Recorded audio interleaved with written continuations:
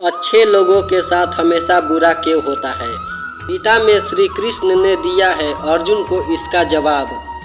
अच्छे लोगों के साथ हमेशा बुरा क्यों होता है। वहीं जो लोग बुरे कर्म करते हैं और अज्ञान की राह पर होते हैं वो खुशहाल दिखते हैं। श्री कृष्ण ने इसका जवाब गीता में दिया है।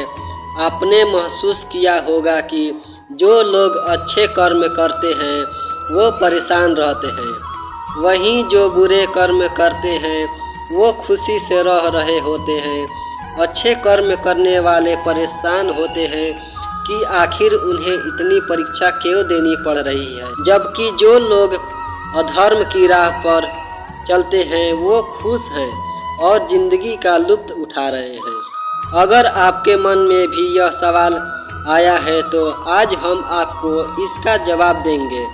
ये जवाब वो है जो भगवत गीता में लिखा है और श्री कृष्ण ने अर्जुन को दिया था। भगवत गीता में वर्णित कथा के अनुसार जब भी अर्जुन के मन में कोई दुविधा होती थी तो श्री कृष्ण के पास पहुंच जाते थे।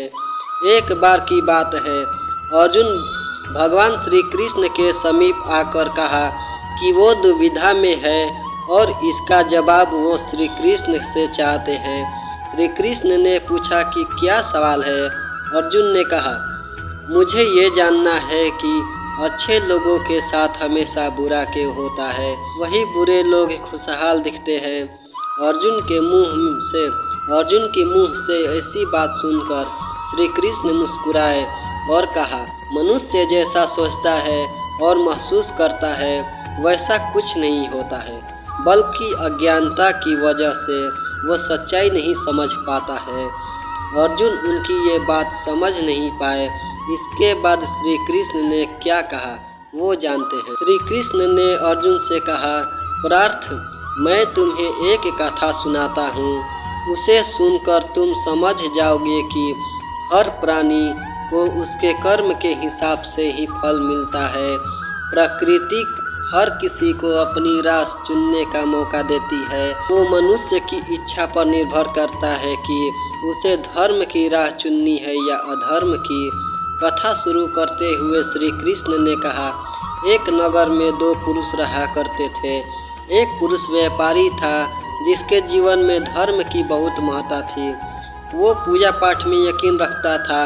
वो हर रोज मंदिर जाता था और दान धर्म भी करता था और हर रोज भगवान की पूजा करता था। वहीं दूसरा पुरुष बिल्कुल विपरीत था।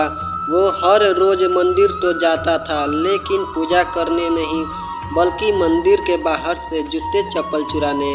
उसे दान और धर्म से कोई लेना देना नहीं था। समय बीतते गया और एक दिन बहुत जोर की बारिश हो रही थी।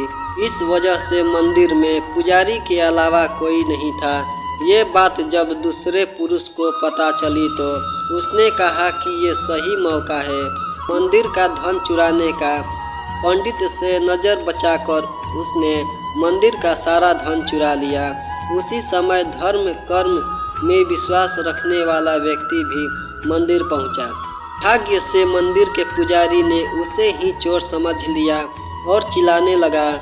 वहां लोग एकत्र हो गए और उसे बहुत मारा। किसी तरह वो बचते बचाते वहां से निकला तो दुर्भाग्य ने उसका साथ वहां भी नहीं छोड़ा। मंदिर के बाहर वो एक गाड़ी से टकरा गया और घायल हो गया। फिर वो व्यापारी लंगड़ाते हुए घर जाने लगा तो रास्ते में उसकी मुलाकात उस पुरुष से हुई जिसने मंदिर से धन चुराया था। उसने कहा, आज तो मेरी किस्मत चमक गई, एक साथ इतना सारा धन मिल गया। ये सब देखकर उसे बहुत बुरा लगा और उसने अपने घर से भगवान की सारी तस्वीरें निकाल दी। कुछ सालों बाद दोनों पुरुषों की मृत्यु हो गई। मरने के बाद जब दोनों यमराज की सभा में पहुँचे और भले पुरुष ने दूसरे व्यक्ति को देखा तो उसे बहुत गुस्सा आया। उसने क्रोधित होकर यमराज से पूछ ही लिया, मैं तो हमेशा अच्छे कर्म करता था, दान में विश्वास रखता था, उसके बदले जीवन भर मुझे अपमान और दर्द ही मिला और इस व्यक्ति को नोटों से भरी पोटली, आखिर ऐसा भेदभाव क्यों। इस पर यमराज ने कहा, पुत्र, तुम गलत समझ रहे हो। जिस दिन तुम्हारी गाड़ी से टक्कर हुई थी वो दिन तुम्हारे जीवन का आखिरी दिन था, परंतु तुम्हारे अच्छे कर्मों की वजह से तुम्हारी मौत सिर्फ एक छोटी सी चोट में बदल गई। तुम इस दुष्ट व्यक्ति के बारे में जानना चाहते हो। दरअसल इसके भाग्य में राजयोग था, मगर इसके कर्मों और अधर्म की वजह से वो सिर्फ एक छोटी सी धन की पोटली में ही बदल गया। कथा सुनाने के बाद श्री कृष्ण अर्जुन से कहते हैं, पार्थ, क्या अब तुम्हें तुम्हारे सवाल का जवाब मिल गया? ऐसा सोचना कि भगवान तुम्हें कर्मों का नज़रअंदाज कर रहे हैं, ये बिल्कुल सत्य नहीं है। भगवान हमें कब क्या किस रूप में दे रहा है मनुष्य को समझ में नहीं आता है, मगर आप अच्छे कर्म करते रहे तो भगवान की कृपा हमेशा बनी रहती है। इसलिए अपने अच्छे कर्मों को बदलना नहीं चाहिए, क्योंकि उसका फल हमें इसी जीवन में मिलता है। इसलिए मनुष्य का फर्ज है कि वो हमेशा अच्छे कर्म करते रहे, क्योंकि श्री कृष्ण ने गीता में भी बताया है कि किसी के द्वारा किया गया कर्म बेकार नहीं जाता है, चाहे वो अच्छा हो या बुरा।